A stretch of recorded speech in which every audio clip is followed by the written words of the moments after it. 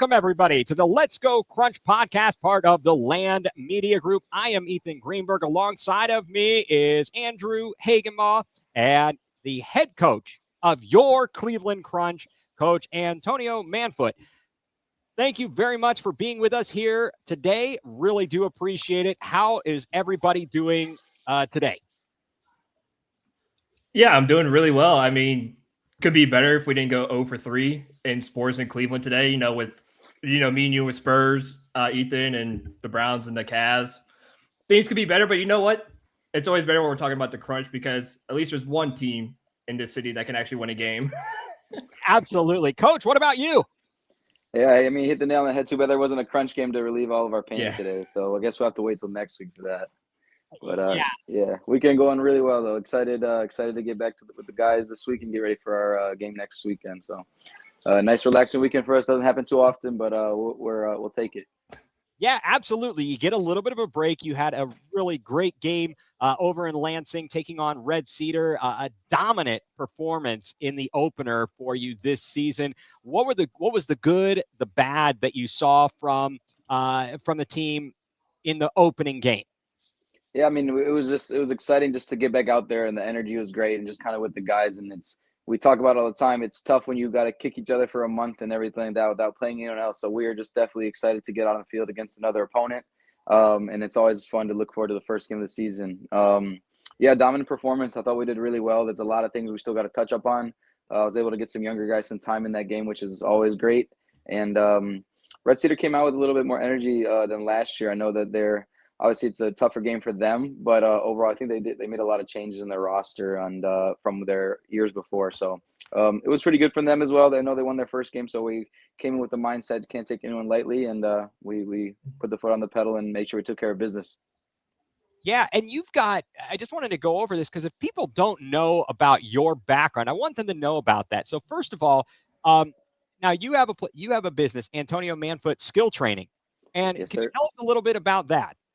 Yeah, actually, I just done some sessions today earlier in the day, but I do a lot of private training and small group training with younger and youth players, as well as I train actually a couple college and our professional players when they're off season and stuff. So a lot of private training and stuff from my side. I think I have a lot of knowledge of the game and stuff, and I'm pretty confident on my still playing ability. So anyone ever looking for training or anything like that, would love to work with anyone and share my knowledge of the game and pass it on down. So, yeah, I'm very blessed and happy that I'm able to do what I love for a job. So it's great. That is, it makes it such that you if you do what you love, you'll never work a day in your life, right? Isn't that what the old saying goes? That is exactly right. And you had a heck of a playing career. 100 goals and 60 assists in 177 games. 12, if I counted right, 12 seasons between the MISL and the MASL. You were part of the U.S. national futsal team, 12 caps, 2 goals, 1 assist, and you represented the USA in the IFA Futsal World Championship. You were the MVP of the finals in a win over Australia with a hat trick. That had to be pretty darn amazing. Yeah, I mean, you give me goosebumps thinking about all the stuff. That's pretty cool. Like I said, I still think I got stuff in the tank here, but yeah, no, I very much the small side, like I mentioned earlier, small sided games, I think perfect fit for me. Like I said, indoor, I love playing in tight spaces and real technical. And futsal, I love futsal. I'm actually I work with my local club here, Cleveland Force. I'm the futsal directors. They're trying to grow the futsal game as well around Northeast Ohio. So yeah, I've had an amazing career. I feel like I've traveled the world. I've done some amazing things, and I don't think I would be able to do any of that kind of stuff without soccer. So I'm very happy and blessed I was able to take advantage of those opportunities and have a good playing career. And like I said, now it's into the coaching, maybe sneak in a game here and there and stuff. So we'll see how that goes. Are you starting to feel your age at all? My age? What age? Someone thought I was 24 the other day. So it's great. I'm 31 right now, and I still got it here. So we're all right. Got to get some fitness in. I've been enjoying football season a little too much, so I gotta get back into the shape a bit. Me too, as well. And you talked about coaching. You were coach of the year in your first season, on the way to the Crunch, winning a championship. I mean, yeah. that was amazing to be coach of the year and lead them to a championship in that first season. Why don't you, just kind of, you can reflect on that. Yeah, it's completely different. It's my mentality. It's just crazy thinking about, even right now, just thinking about how I'm kind of a coach of players even that are older than me, and just of a professional team. I think it's definitely in my plans and stuff. But it's pretty cool that I'm able to do it now, and especially for the Crunch is my first opportunity, and it's amazing. Like all of us were watching the Crunch back in the day, and seeing all these great players and coaches and everything for them, and now to say that I'm able to be the head coach of it and stuff is amazing. And I definitely prepare differently. A lot of things you see differently from the sidelines and everything like that. But that first year, I was nervous a bit for sure. Like I said, coaching older guys, but I know them. A lot of mutual respect between me and the guys. I played with them growing up. We actually won a national championship here in Cleveland with AFC Cleveland back in the day in 2016 with some of those guys and stuff. So we have a good relationship with them. And I very much enjoy it. Like I said before, with my knowledge of the indoor game, I think it took their game, which I think was unbelievable before then, to another level, just because we have such talented players and they were doing so well, obviously before I was there, just because they're so talented. And I think a combination of actual learning, like really good indoor, the movements, the rotations, and combining that with how great of our players we have around the area now, it was a perfect fit and a perfect match. So ended up being a fantastic first season. I think I personally had 3 goals myself, was to win obviously the championship, win coach of the year, and then first place regular season. I think all those were checked off in the first season. So I think that was, again, it's very hard to duplicate as you see the next year. But with that being said, hopefully it's another goal. All 3 of those are a goal of mine again this year, as always. So I always have high hopes and looking for another repetitive season for that. Same goals right there. Yeah, no. And the one thing I wanted to ask, because like you mentioned, you played in the NPSL, you played for AFC Cleveland, you won a championship there too. What's kind of the transition now going from being a player, not just in an outdoor setting, but moving to an indoor setting just as a player, but also as a head coach too? Because like you said, things are really different going from an 11v11 setting to a 6v6 to a smaller, more condensed area. So what's the differences between playing at a high level outdoor wise and indoor wise and transitioning it to being a head coach? Yeah, so just the difference in playing wise, I think indoor futsal, small sided games, I think all the youth players should be playing that at a young age. In Brazil, they don't play outdoor, I believe, until they're 13. They just do indoor and futsal, or not indoor, but futsal, just to work on the technical side of the game. And I remember my first year, I think I went to this is show my age a bit right here, the Rochester Rhinos preseason a bit. But it was right after my indoor season. And I just remember coming out there, and it's a USL team, pro team. And I was like, wow, this is like kind of easy because there's so much space. I have so much time. There's not a guy in my face right away when I get the ball. So I believe in indoor small sided playing wise is like takes your game to the next level, especially technically wise, and just decision making, how fast everything is, and it slows down. Everything's a little bit in slow motion and stuff as you go outdoor, just because you're so used to playing in such small spaces. So that's definitely the biggest thing, and I would definitely advocate for futsal and small sided for all the youth players growing up. And then coaching just it's completely different. Like I said, I have to go into my own little locker room. I plan things different. I got to manage other players and not worry about my own routines and kind of one thing I actually pride myself on. I hopefully the players will say the same thing, is that I manage them well, like individually. You can't talk to everyone the same. You can't. Not saying that you treat anyone with special privileges or anything like that, but there's definitely ways that I'm sure Miles Garrett gets talked to versus the guy on the bottom of the depth chart kind of thing. So just different things all through it. And I think I manage the players pretty well and I hopefully get them to play to their best of abilities and stuff like that. So big differences in all different kinds of ways and stuff. But the biggest thing, the advocate for futsal and small sided, biggest thing would be fantastic for all the youth players to start it. Right. Now you brought about a couple of questions that I had. So first of all, you went to, if I've got this right, let me make sure I've got the biography information correct here. You went to this place, Akron, St. Vincent, St. Mary. Is that correct, sir? Yeah, I think some people might have heard of that for a little bit. They might have. They might have.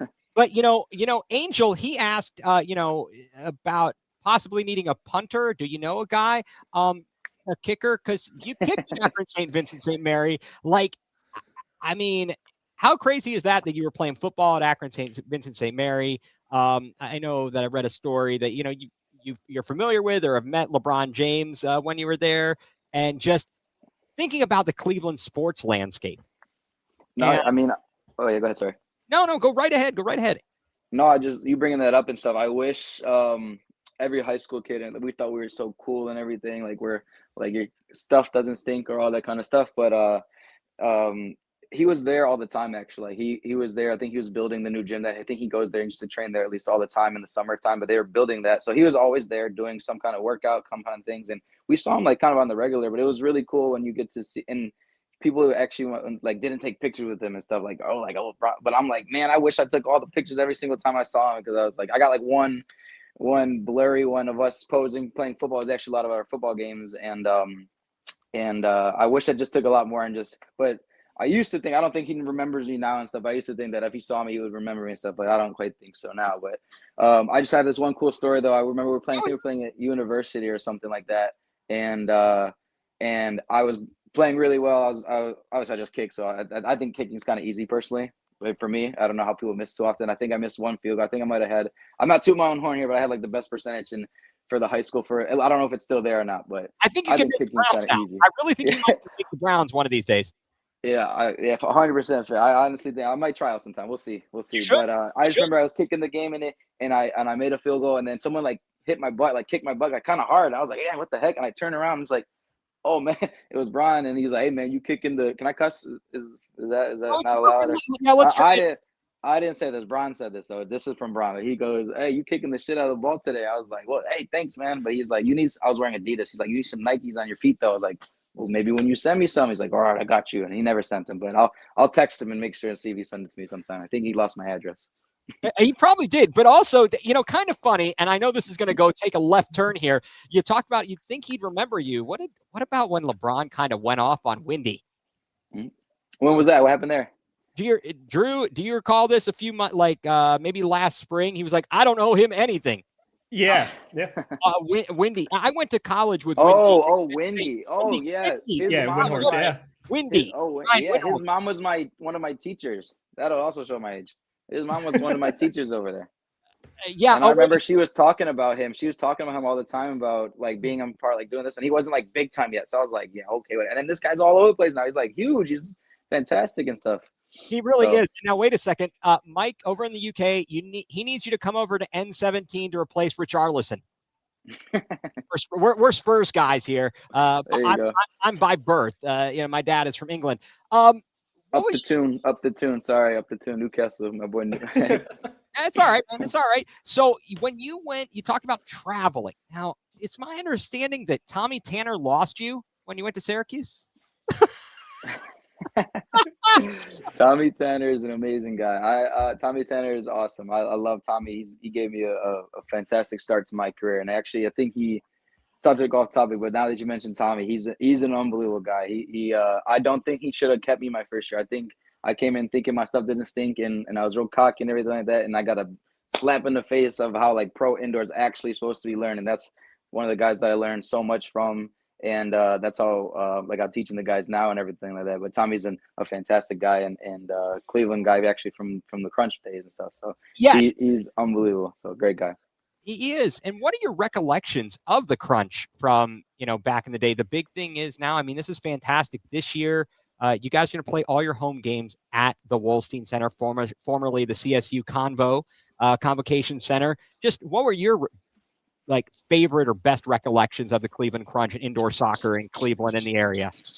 I remember my parents have some funny stories actually and stuff, but I just remember my dad catching one of the balls that they scored, and I don't know where it's at now or anything, but I just remember that was the coolest thing. Like he snagged it. Like my dad's not very he's like my height and stuff, but he got hands. He's a Marine, so he's ready to go at all times. And he just snagged this flying, but it was awesome. That was one of them. I remember I have a picture of me and my buddy with our extra long jerseys and stuff on the field, soccer fields at halftime and stuff like that. And indoor soccer, these are things you can ask anybody around Cleveland. And I swear they'll never forget these kinds of things about the Cleveland Crunch. So it's awesome that we're going to be back there. And actually, I don't know how to turn my camera on right now, but I'm going to show you something really funny real quick. If you don't mind me. Yeah, go ahead. No, absolutely. Real quick, I'm in my basement in a little bar here, and actually got this guy right there. If you guys can see him, do you know who that yeah. is?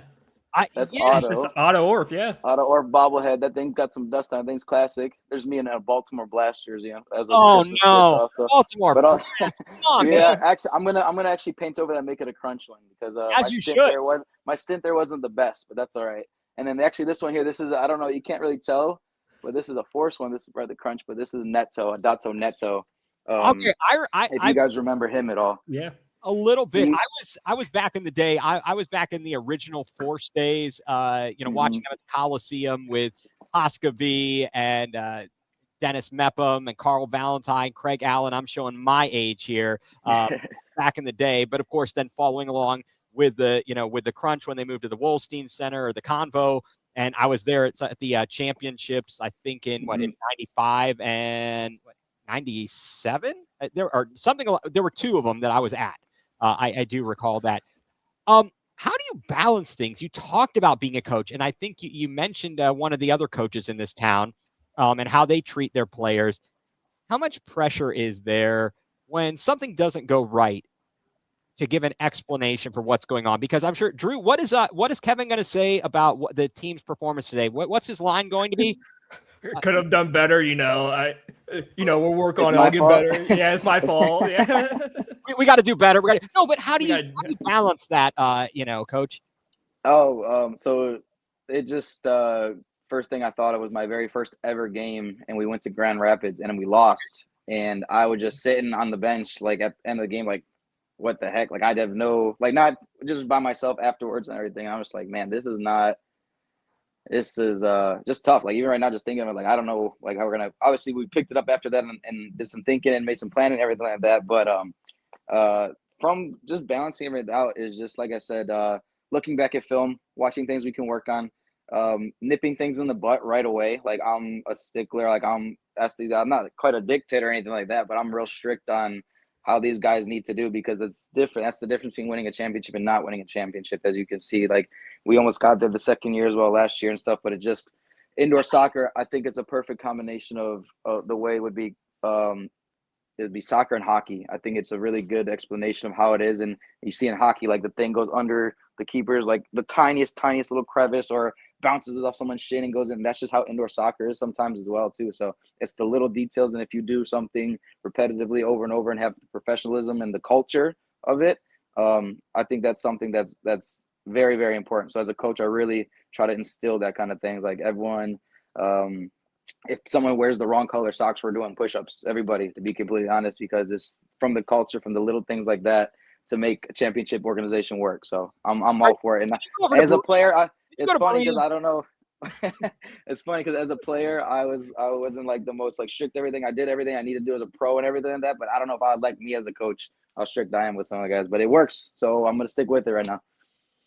Yeah, but you know what though? I agree. I think the nitpickiest you are, I think the better the team is going to be, because I've had some pretty horrible coaches, but you know what? We won ball games, and so it works. Yeah. But going to looking over film and stuff. I know you said you look for those little details, especially in indoor, because it's such a fast paced environment. It's it's hard to catch things really like quickly. When you're watching.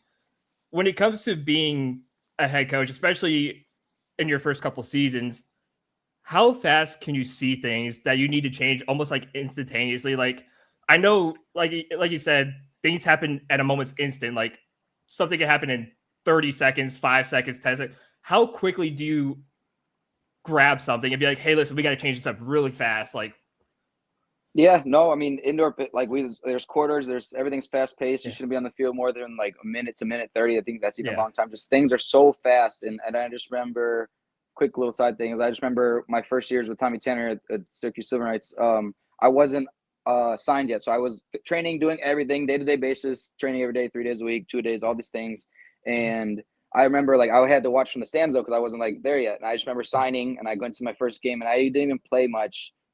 Or I might have just been the door guy. I might have even just been opening the door for the guy, to be honest. But I just remember watching it from up top and then being like eye level, like at the actual field, like is crazy different how fast everything is and how much different it is actually being on the field. So you got to make those adjustments right away. If someone has a couple of bad shifts and I might have to sit them. I was like, hey, you're going to hold this next shift. He's going to take the next one, or just, you got to do it right away because things are on the fly so much. And one thing I think is very valuable are timeouts, and just sometimes you need to slow the momentum down. Actually, sometimes you just need to get everyone under control, or just make sure the highs aren't too high, the lows aren't too lows, and things like that, and kind of keep everyone that way. And I'm speaking for myself. I need to do that sometimes as well. You see me on the sidelines, so maybe I should take my own advice sometimes. But no, everything's fast paced, and everything needs to be kind of done at a moment's notice. So always ready for it though. Right. And now we did have thank you, first of all, for everyone who has tuned in. Thank you so much for being with us here today. Again, this is the Let's Go Crunch podcast, part of the Land Media Group. We are here with coach of the Cleveland Crunch, Coach Antonio Manfut. And this was just a question in the chat. How would you help a player who played a lot of outdoor transition to the indoor? I think you kind of, you covered this a little bit with Drew's question, but is there anything specific you could tell them, like, hey, this is the first thing you should try and do to adjust to the indoor game? Yeah, I love that question. I'm so happy you asked it, because a lot of players of mine, a lot of people that I know or whatever, because I was in the Crunch, so everyone wants to kind of push their guys for me, so I get to look at them.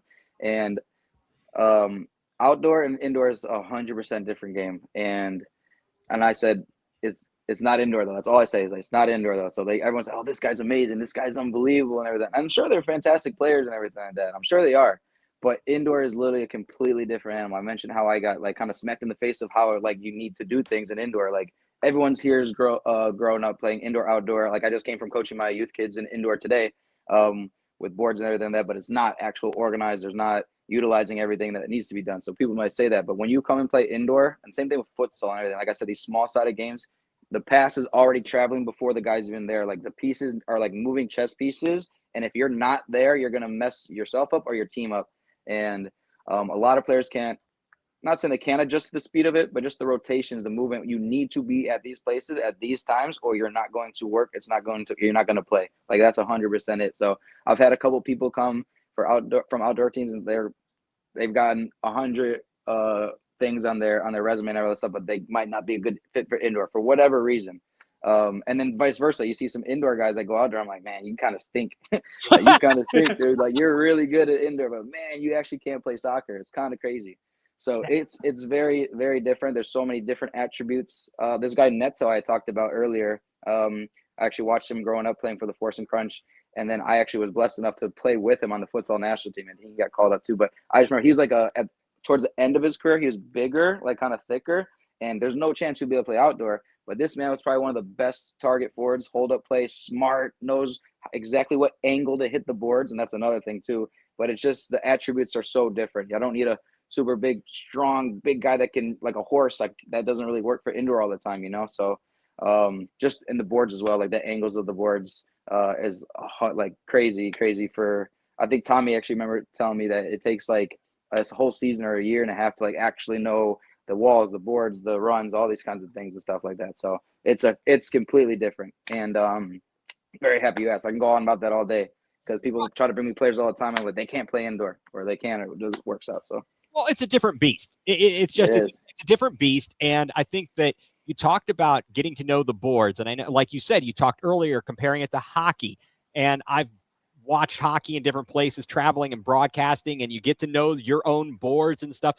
You might have different size fields too at different arenas. There's a guideline, and even across the pond on the pitch, whatever it is, like here's what it has to be at minimum, could be a little bit larger. How does that affect the game plan if you do have the field where you've got a larger arena and field to play pitch as opposed to another team? Yeah, no, that's a big factor as well too. There's in the league that I used to play in, there was two teams that had really, like, I'm talking like tiny fields, and you can score from almost your own yellow line kind of thing and stuff. So I personally think that game's a bit more sloppier when the field's a little too small, not too small, but small like that, just because there's not a lot of space for guys to go, and kind of things are, like you said, times that speed times the small field, like that thing's like a pinball all over the place. So that definitely determines the factors and stuff. And you'll see us playing at the Wilson Center this year versus the Sportsplex, and it makes a big difference, right? Just because of the dimensions, you're not used to the run so much. Like I said, I need to be at this place at this time, but now I got to run 10 more yards now, or I got to track back 10 more yards, or do a little bit farther and things like that and stuff. And now again, another big thing is the ceiling. There's no roof there. It's going to take a while to hit something out there. So now the balls that we're used to hitting high up and it gets called for a yellow line right away. Now they're not. Now you gotta be prepared for that kind of stuff too. So a lot of things going to the sides of the fields and the dimensions and everything like that for sure in indoor, most definitely. Right. And just to let people know, the tickets are on sale.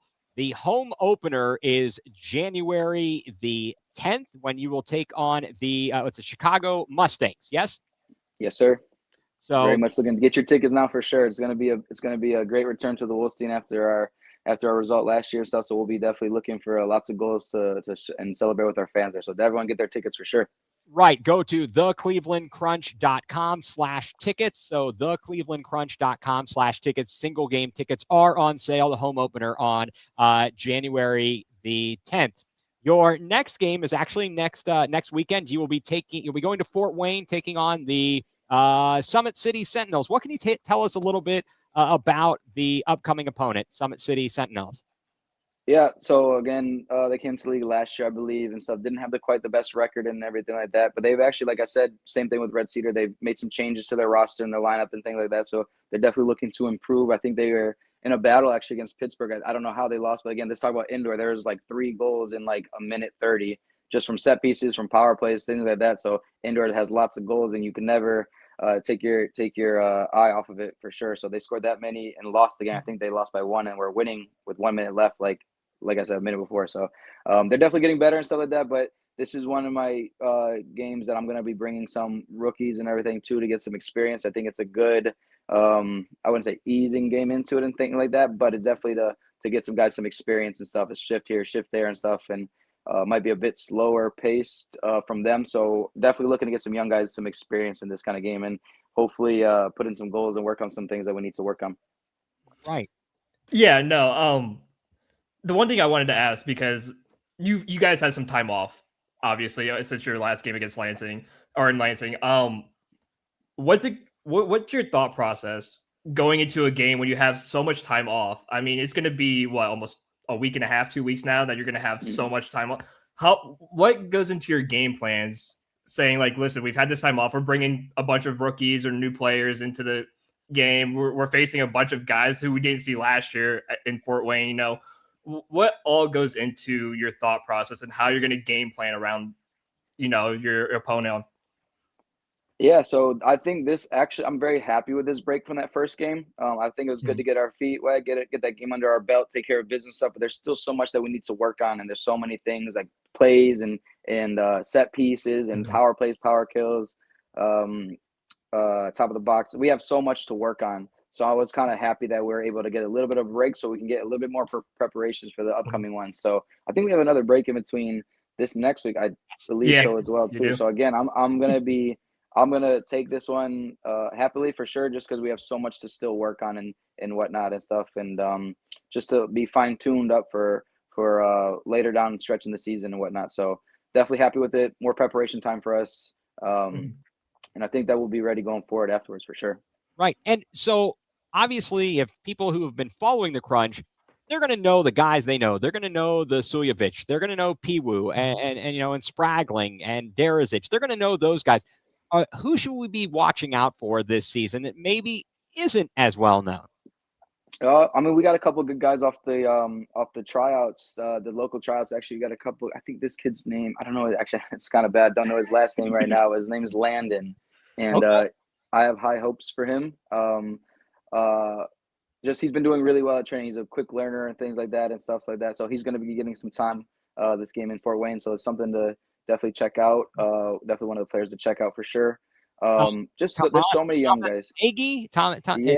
Tomas is another player. He reached out to me. I think he was from Rochester, and I'm very happy they was able to come to the squad because I think some of the guys already know him, and he's another good player who knows a bit more of the indoor game. He has to adjust to our style and everything like that, but that's another good pickup. But he has some playing experience already for sure in the indoor game, which helps out a lot too for sure. So he's another one to definitely be looking out for too. Okay. But yeah, there's a lot of young guys and stuff. We changed out, not changed out, but rosters change every year, everything like that. But we definitely brought in some really good young talent and stuff. And even the guys from last year to this year are looking to make the jump and stuff. And like I said, it takes around that year or so, get used to the system, used to the board, used to the runs and stuff. So definitely looking forward to to continued progress from the guys that we have from the years before too, as well.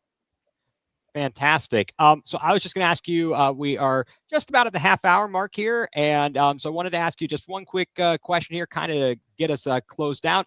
For your mere pastime playing, did you have a favorite song or arena tune that they would play while you were running? I mean, I remember, going to a lot of Canton Invader games, and they'd be playing the Miami Sound Machine. Come on, baby, let me play that conga any longer. I mean, is there a tune that you hear you as a player, as a coach, that gets you pumped up while things are going? Not actually during the game. I actually can't really hear too much during the game when I'm in the zone, everything like that. But there's one song that I absolutely hate, and it's from Baltimore Blast, and it's Celebration, because we freaking lost to them for 3 years in a row, and we could never get over the hump to beat Baltimore. And I absolutely hate that song. I hate it. Even when I played there for a little bit there, I hated it. I'm like, this doesn't feel right, because I always lose to you guys and everything like that. But I hate it.